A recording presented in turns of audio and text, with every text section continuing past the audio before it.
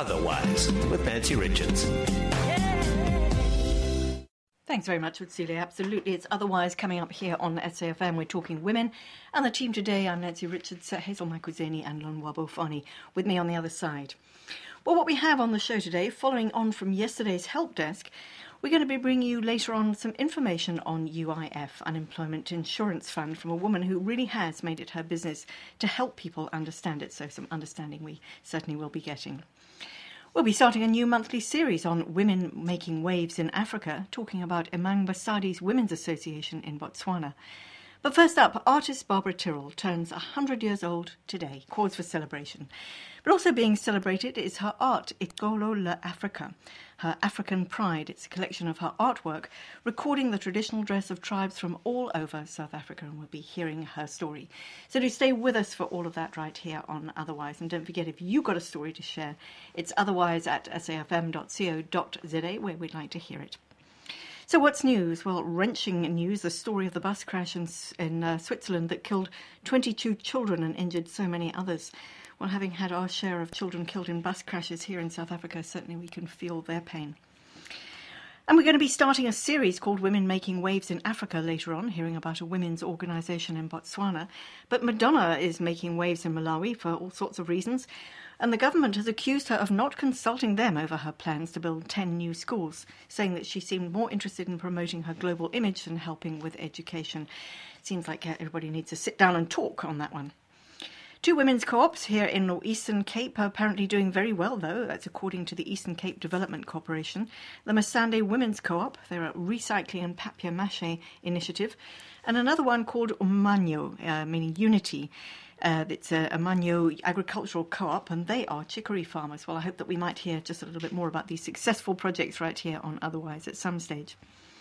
And on the green front, or perhaps I should say on the sandy brown front, interesting that from Professor Gretel van Rooyen at the University of Pretoria comes research that shows that the so-called fairy circles that occur in Namibia and desert regions of South Africa are caused not by magical powers, but by natural gases in the earth that apparently displace soil moisture, causing the circles on which vegetation just doesn't grow. Well, now we know. I think now we know. But on green matters, if you're interested, if those sort of issues interest you, do join me tonight here on SAFM for the Enviro Show. That happens between 9 and 10. And tonight we're going to be talking water, fish, red tide and science. So do join us for that. And if you want to send me anything in connection with the Enviro Show, I'm at richardsn@safm.co.za. And on the women's health front, now is the time to consider getting a flu vaccine. How interesting to hear that the Gateses are planning to give over 1 billion rand towards vaccines against TB. But the simple flu vaccine, because according to the WHO, that's the World Health Organization, flu epidemics affect up to 15% of the global population, with very high-risk patients being pregnant women, people over the age of 65 and people living with HIV and AIDS. So if you qualify for any of those, get yourself a flu vaccine. Last year, more than 1 million flu vaccines were given in South Africa. But maybe you should just check with your clinic to find out more details. Incidentally, it's also Glaucoma Week, I believe. Glaucoma being a chronic disease which can cause irreversible loss of vision, second most common cause of blindness in the world after cataracts. So something to get tested for sooner so that you can do something about it. And what you can do right now is stay tuned because you're listening to SAFM and it's Otherwise. Otherwise on SAFM. It is Otherwise here on SAFM, Talking Women, which we do each and every weekday, talking to women young and old. And today we have a very special woman whose life we are celebrating, Iqholo le Afrika. It's the title of a very special exhibition, a selection of the work by artist Barbara Tyrrell, who spent a good many years travelling the country, recording and drawing traditional African costume. She turns 100 years old today, so happy birthday, Barbara. Well, the exhibition opens officially tonight at the Aziko South African National Gallery, where it's going to be on show for some months. But I went to visit Barbara earlier with her niece by marriage, Cindy Tyrrell, and found them chatting. Where was that taken, Barbara? There's a Basotho. Switzerland, there's a hat. They always wore a hat and a blanket. They were going home in the rain. Was that near the Free State border, wasn't it? This looks like More Free or less, State. yes. It was very wild and solitary, just a small community. Yeah. So how are these two connected? Well, that's the Sangoma dancing. Yeah. Switch over her eyes, cover the eyes. And this lady? She's just a wealthy lady. She's got lots of cloaks and beads, and that's a married woman's headdress. Yeah. And that's a married woman's face thing. She's just typical, and everything here is of the married woman. Well, Barbara Tyrrell talking there to her niece by marriage, Cindy. Well, Barbara walks with a walking stick now, but once she drove across the country in a very small van with her paints and her sketchpad, capturing likenesses of South Africans' traditional tribal dress. Her home now is absolutely filled with artefacts and paintings, but as she says, she's been painting all her life. I could think of nothing better to do when I was sick. And I would draw on the wall even, and my mother never minded because I was sick. So she'd give me a pencil, I'd draw all over the wall in bed. Did you go to art school at all? I trained, yes, I got my BA Fine Arts, so that I could get a job easily if I needed it, you see. I didn't really need it, I don't think, the training, because I just drew. It was a natural thing. What did you used to draw? As a child, I don't know, I just drew everything that appealed to me. But I think at one time you studied fashion design. Yeah, I was trying to decide that I must have something to earn a living on, you know, because I lived with my mum most of my life and she didn't charge me anything. So I thought I better get a training of some kind. So I wondered what. And I thought fashion was a nice one. I was very interested in dress. So I trained at fashion drawing at art school. So that was fun. Which art school was that? Durban. At what point did you start to draw African dress? You see, dress led to dress. I know it was sort of one person that I saw that inspired me. Banagile. She put me onto it, was Zulu girl. She wanted me to draw her, you see. So I started with her, and then she brought others for me to draw in tribal dress and told me about what the tribal dress meant. Then I began to think, well, what about other tribes and what they mean? So I began collecting them. And Bonagila was so interested that she wanted to know all about them as well. And she spoke, of course, first-class Zulu. I spoke Zulu, but not first-class Zulu. And she would help me with my models. She said, lovely, I hope she's still alive. I think she probably is. Actually, what you did is you went out to try and find the other tribal dresses. Oh, yes. From then on, Kelly Campbell Museum was a great inspiration for me, and I would look there to see where other tribes were to be found. She had numerous books and photographs and things. And then I would make a trip to the area and do the whole, from childhood to old age, whole series of each tribe that I went to. It was wonderful because I could speak Zulu, which was not always the whole thing for some of them. They weren't Zulu, but I could get around with Zulu. And I was brought up in Zululand, so I knew Zulu comfortably. I think you went to the rural areas. How did you get around in those days? I had a van to sleep in. You see, I couldn't afford to live in hotels, and it wouldn't suit to go to a hotel and go out to an area to draw. So I took my home to the area and lived as close to it as I could in a van.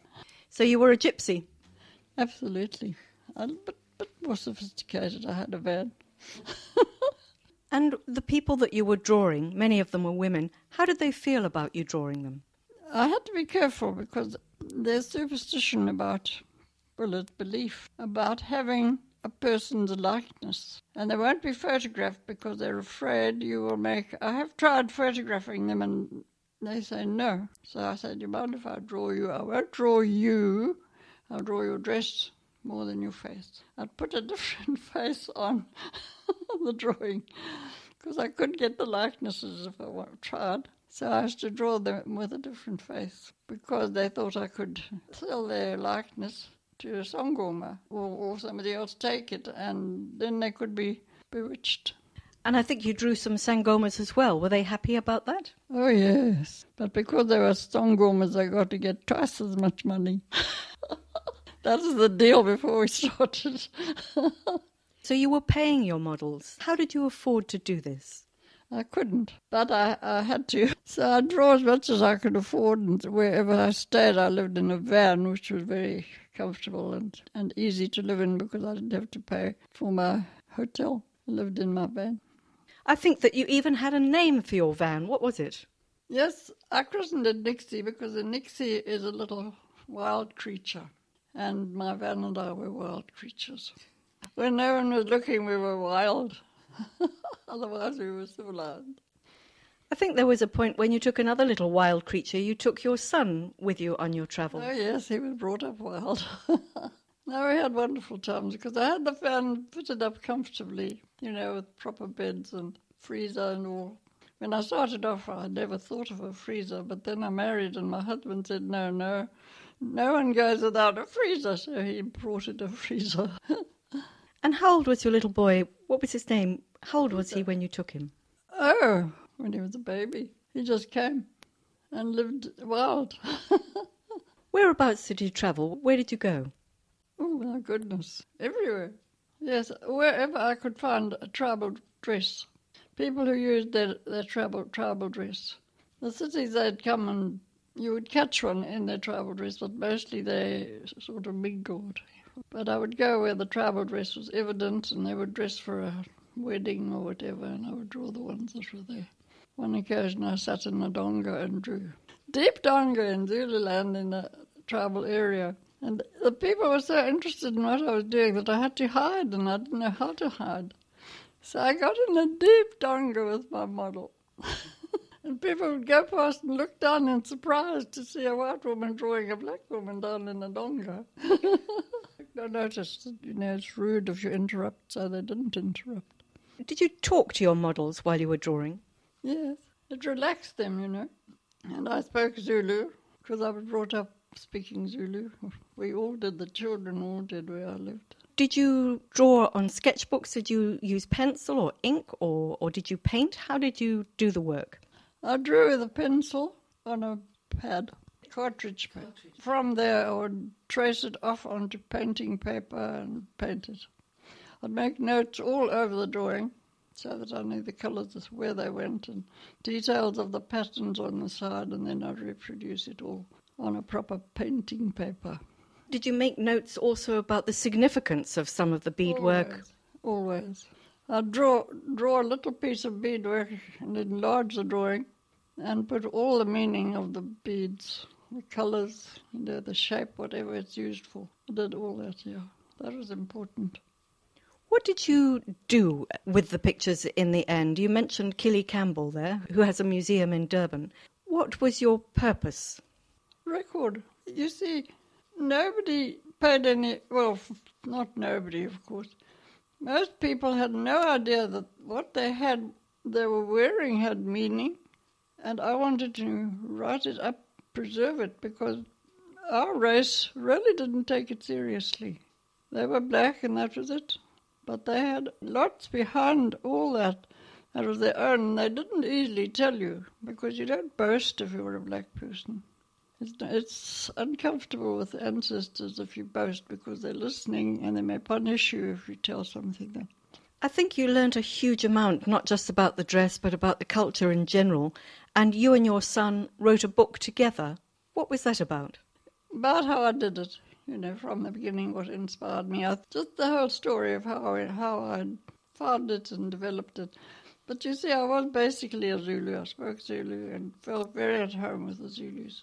So writing the book about them was very easy because I could talk to them in their own language. We're sitting here in your house, which is filled with memories from all over Africa. Have you got a collection of some of the things that you drew? Yes, I put some away if they're precious and, I want to be sure they don't get nicked, is the word. People think, that's not important. People who have no moral sense. When you were travelling around, did you feel safe? You were a woman on your own, sometimes with your little child. Did you feel quite safe driving around? Not really. You just have to be careful. I knew there were risks. You had to be careful where you went, because there may be baddies and there may be, ideas of stealing. Not much so. Did you have fun? I loved it. Absolutely loved it. And now you've written a couple of books, you've got a whole lot of work, and I think you're about to turn 100, and I think there's going to be an exhibition of some of your work. Well, I said I don't want anything to do with it. I just want it to be a surprise. Do you still draw? Do I still live? That's the answer. Do I still live? I couldn't live without drawing. What do you draw now? Anything. Imagination, anything. There is a need, Sometimes you can't say a thing, but you can express it in a drawing. With a drawing, you feel it. You feel it rather than just talking it. That's the thing about drawing. It's fascinating. Well, how's that? 100 years old today, artist Barbara Tyrrell. Well, whilst there's a lot that Barbara certainly remembers, as you hear, there's also a bit that she's forgotten. And I asked her niece Cindy where her work was to be seen. We'll start off with the body of her work is at the Killie Campbell Museum in Natal. And as you're saying, for her 100th birthday, they're going to bring down a great deal of it. And we're going to have an exhibition at Aziko in town. Barbara, of course, will be guest of honour too. And there's a large amount of her original collection at the Brenthurst Museum. Plus there's some at the Constitutional Court, which Barbara donated to them about 3 or 4 years ago. They also have got a substantial amount of beadwork because Barbara was keeping it in a cupboard, and unfortunately it was getting eaten by fish moths and getting quite destroyed. So she very sensibly decided it would be better looked after and kept properly. So the Constitutional Court have got a significant amount of her beadwork and her paintings now. So they're looked after for the nation, which is important. There was a point at which they were about not to be looked after for the nation. They were about to leave the country. What happened? Well, there was an interest from America that someone was, about 15 years ago, an American buyer was quite keen on buying her collection. But anyway, we managed to get it. The Brenthurst were very keen on getting it once they knew that it was going to leave the country. So we have it for the rest of time here, which is really wonderful. Although subsequently there have been many recordings of different tribal dresses, there's something about Barbara's work that is unique. It is. One of the most important things is that, as she said earlier, that when she'd made her sketches, she was meticulous she sketched them in pencil, but she was meticulous in labelling exactly what colours were what shapes there were. So it really is. She really has got the most definitive recording of tribal dress, and not just Zulu. She was talking mainly about her Zulu experiences to you earlier, but she travelled extensively throughout southern Africa, to Namibia, up to Zimbabwe, and even into Zambia, I think, and Venda, Pondoland. She's recorded. And of course, all the different tribes have got very different dresses and styles and different beadwork, meaning different things.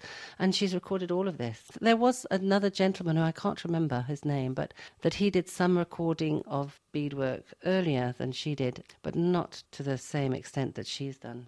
Here in her home, she's literally surrounded by the memories. All these things have come from where? But in fact, this is just a tiny, tiny amount of what Barbara did have, because she did live in a house in Muizenberg for many years, which had 5 rooms, and it was absolutely chock-a-block with wonderful little mementos that she'd got, and stones and bottles and chameleons. She's got, as you can see on her piano, she's got this incredible collections of chameleons. She loves them.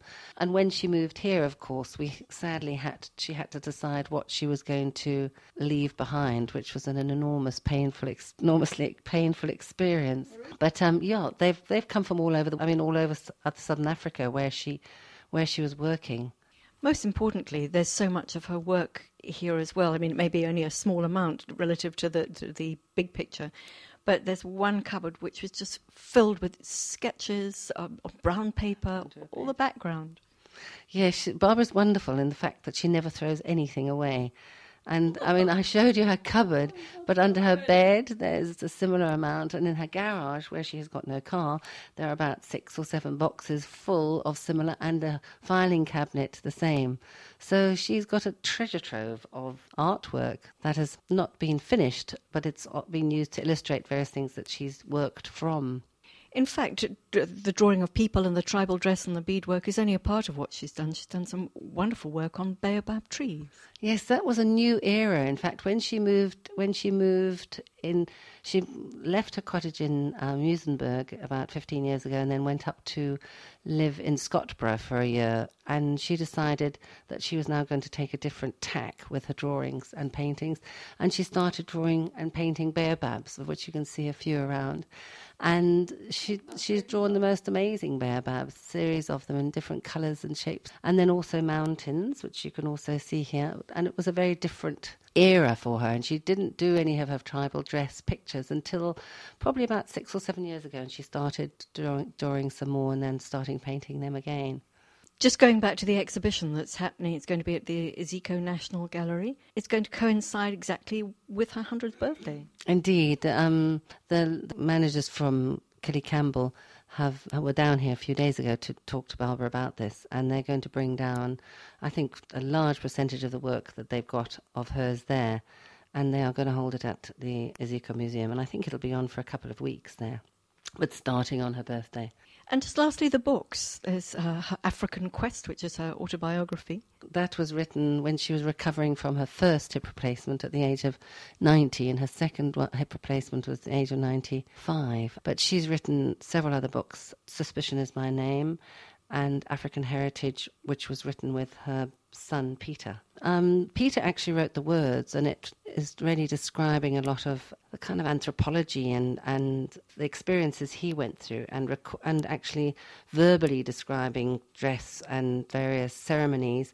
And then Barbara did the illustrations of those, depending on the chapter of it. So it's an amazing book, and unfortunately they're both out of print, Suspicion is My Name and African Heritage, because they've got a large amount of drawings in and they're colour, so they're expensive to reproduce. But now they're going for an absolute fortune on eBay. I saw one recently for over 1,000 rands. So they are obviously very well sought after now. She's been an inspiration for you. Oh, totally, yes. She's a very great inspiration. And a great sense of seeing the best of things and seeing the whimsical side of things. Yeah, she's a joy to be with. Well, there you have it. Cindy Tyrrell, niece of, talking about the work of 100-year-old artist Barbara Tyrrell. And the exhibition of her work, Iqholo le Afrika, which means her African pride, opens tonight at the Iqholo South African National Gallery. It runs right through until July the 8th. So if you've got time and you have an interest in South African dress, tribal dress, do get yourself along there. Some of her work is absolutely super, absolutely super, absolutely super.